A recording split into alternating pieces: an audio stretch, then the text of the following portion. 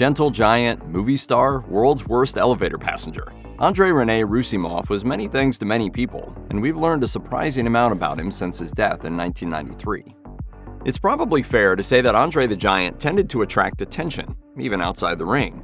And in the 1980s, Hollywood came knocking with the opportunity to appear in two big movies, 1984's Conan the Destroyer and 1987's The Princess Bride. Beat it, or I'll call the Brute Squad. I'm on the Brute Squad. You are the Brute Squad. While André's part in the Conan the Barbarian sequel was uncredited, he played the role of Daggett, the god who battles Arnold Schwarzenegger's character Conan. As it turns out, Schwarzenegger and André developed a close rapport while filming, which extended into their personal lives. Appearing on The Rich Eisen Show years later, Schwarzenegger explained that André would wrestle at events in Mexico City during filming. Often, Schwarzenegger would go see André wrestle, and then they'd go out for dinner afterward. On one of these evenings after dinner, Schwarzenegger took out his wallet to pay, but André refused the gesture. Got us the front row seats and everything like that, so let me do my share. I'm paying. André was having none of it, though, and insisted on paying himself. When Schwarzenegger continued to insist on paying, André made an executive decision by physically overpowering the Austrian oak. He grabs me like this, and he lifts me up like a little kid, and he puts me on top of a cabinet. André went and paid the bill, while Arnie could do nothing but watch him from the top of the cabinet. It's not my fault being the biggest and the strongest. I don't even exercise. After The Princess Bride wrapped up production, Cary Elwes and André the Giant stayed in touch as friends. One evening, the two pals met up in Manhattan, New York to catch up over a few drinks. As Elwes described in the book As You Wish, it didn't take long for him to notice a man following them from place to place.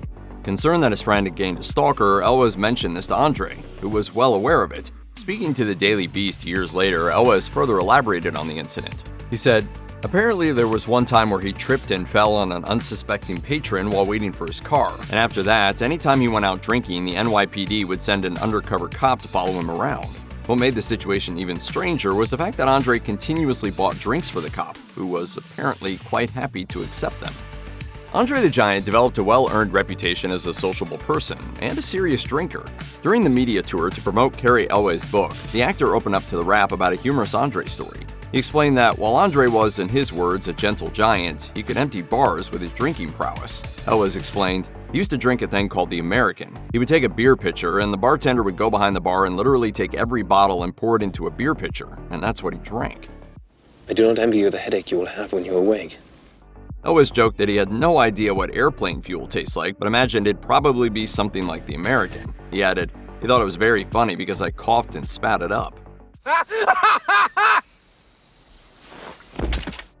Before conquering the Hollywood box office, Dwayne "The Rock" Johnson rose to the top of the pro wrestling industry as the self-proclaimed people's champion. That shouldn't have come as much surprise to anyone, though. It was in his blood, after all. Johnson is a third-generation wrestling superstar, as his father Rocky and grandfather Peter Maivia were both heavily involved in the industry. That meant that Johnson grew up around wrestlers, and he built a special relationship with André the Giant. In a post on X, Johnson posted a picture of himself as a child alongside André. The caption read, "At 5, I never knew why people got so excited to see him. To me, he was just Uncle André." This isn't the only time that Johnson has posted about André on social media either. On Instagram, he once posted a picture of his grandfather with André. Speaking about Maivia and André, Johnson claimed that they were the best of friends, and that he wishes he could have had a drink with them as an adult. People from far and wide traveled all over the world to catch a glimpse of André the Giant in action. He was a certified box office draw, as everyone wanted to see the eighth wonder of the world tussle with wrestling's biggest superstars. Yet despite his imposing stature being one of the main reasons for his popularity, André didn't like the way in which people saw him as some kind of freak of nature, particularly children. As one of wrestling's premier announcers, Mean Gene Okerlund knew André well. In an interview with Title Match Wrestling, Okerlund recalled an occasion on which André opened up to him about this. He recalled, he said, "You know, I see them when they point at me. Little kids laugh and say, 'What kind of man is he?' He was very sensitive. He cried. I saw him." Wrestling is an industry built on feuds. The more intense the rivalry, the more invested the fans become in the program. Sometimes, though, the bad blood boils over from fiction to reality. And one of the stars André the Giant truly couldn't stand was Macho Man Randy Savage. So what was the source of their heat? Was it the desire to be the top dog in pro wrestling, or something about someone going off script in a promo? Nope. It all came down to baby oil. Speaking to the Tampa Bay Times, Savage's brother Lanny the Genius Poffo only had good memories of André and the care he took with his opponents in the ring. He acknowledged, however, that André didn't like his brother at all. Poffo recalled, Andre hated baby oil, but Randy wouldn't stop wearing it. He stubbornly said, "Andre's gimmick is being a giant and mine is baby oil." He never backed down from Andre, and they never got along because of it. In the 2018 documentary Andre the Giant, Hulk Hogan confirmed a similar story. He also claimed that Andre would get extra physical in the ring with Savage because of his strong dislike for him. In a 1988 pro wrestling storyline, $1 Million Man, Ted DiBiase and Andre the Giant formed a close alliance, one that saw Andre win the then WWF World Heavyweight Championship and hand it to DiBiase, and DiBiase and Andre got along just as well outside the ring. Appearing on the Stories with Briscoe and Bradshaw podcast, DiBiase told an anecdote from a trip in which he and Andre had traveled to Japan. On the way up to their hotel rooms, the elevator stopped on every floor as more and more people flooded inside. According to DiBiase, the elevator was too packed, but people continued to stream in. Luckily, Andre had a plan. Well, buddy, the next thing you heard was the loudest, longest fart that I have ever heard in my life.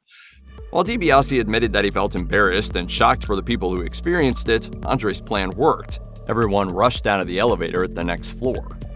According to those who knew Andre the Giant well, one of his favorite pastimes was playing cards, something that he learned to enjoy during his time living in France. As Jake the Snake Roberts once told CBS Sports, Andre often valued a game of cards more than a wrestling match in the ring. He said he was very serious about his cribbage game to the point of, "Screw the match, we're not through with this game yet, you know?" He wouldn't walk away. Since wrestlers would arrive at venues hours before the event started, they needed to find ways to pass the time. For Andre, it was through cards, and he would always convince others to join him for a game.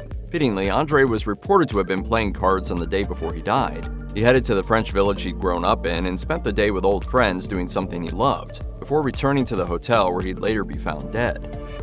Andre the Giant had one child, a daughter named Robin Christensen Roussimoff, who was born in France in 1979.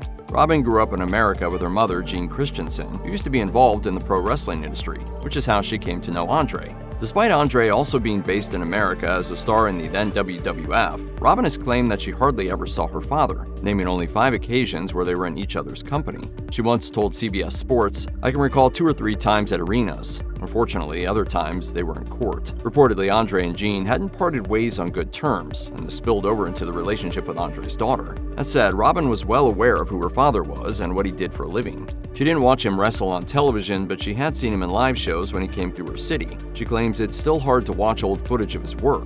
As she told CBS, "It's just really mixed emotions when it comes to that, just simply because we didn't have the relationship that we could have had, and a lot of it had to do with his work schedule. Yeah, it's not easy to watch." While most wrestlers have fond memories of the time they spent with Andre the Giant, Blackjack Mulligan isn't one of them. Instead, Mulligan saw Andre as arrogant and someone who got out of hand when he drank heavily.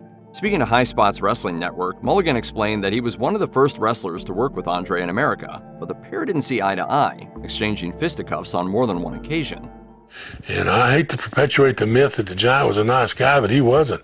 There was one incident, though, that made Mulligan laugh in hindsight. He explained how the wrestlers were all celebrating Dick Murdoch's birthday at the hotel room he was staying in. According to Mulligan, Andre guzzled down a ton of alcohol and challenged him to a fight, but under the condition that Mulligan take off his boots. The conversation turned physical, and the wrestlers fought their way through a glass sliding door.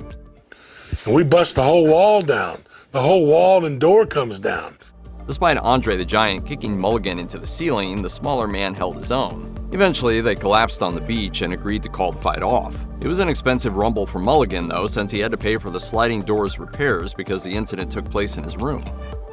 One of the most famous wrestling matches of all time occurred at WrestleMania 3, as Hulk Hogan faced off against Andre the Giant for the WWF World Heavyweight Championship. This was the ultimate clash of the Titans. Andre turned on Hogan in the lead-up to the contest, and fans feared that the Hulkster wouldn't be able to conquer the Giant. In the end, though, Hogan triumphed. Of course, pro wrestling is all predetermined. The performers meet up with bookers or producers before the match to go over the logistics of who's winning and how long they have to put on a show.